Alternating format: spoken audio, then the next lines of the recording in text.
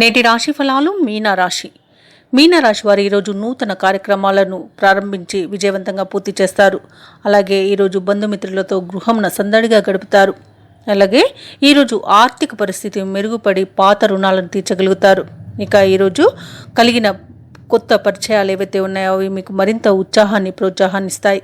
ఇక ఆధ్యాత్మిక సేవ కార్యక్రమాల్లో పాల్గొంటారు. దేవాలయాలను సందర్శిస్తారు.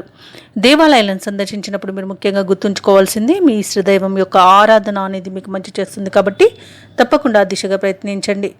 ఇక వ్యాపారస్తులు ఎవరైతే ఉన్నారో వారి నూతన వ్యాపార విస్తరణలో ఉన్న అవరోధాలను అధిగమించి ముందుకు సాగుతారు. ఇక వృత్తి ఉద్యోగాలలో ఎవరైతే ఉన్నారో వారు ఉన్నత స్థానాలను దక్కించుకోగలుగుతారు.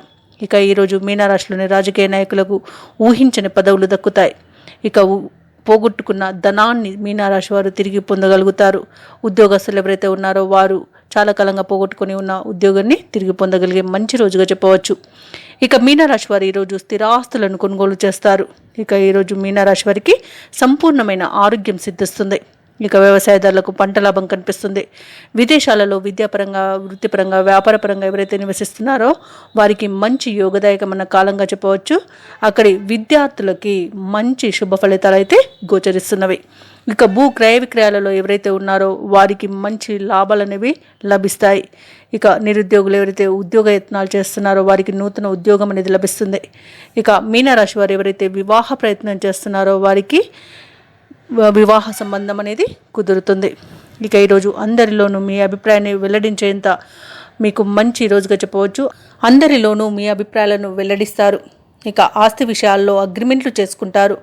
వాహనాలను మరియు భూములను కొనుగోలు చేస్తారు. ప్రముఖులతో ఉత్తర ప్రత్యుత్తరాలు జరుపుతారు. ఇక ఈరోజు మీనరాశి వారికి రావాల్సిన సొమ్ము చేతికందుతుంది.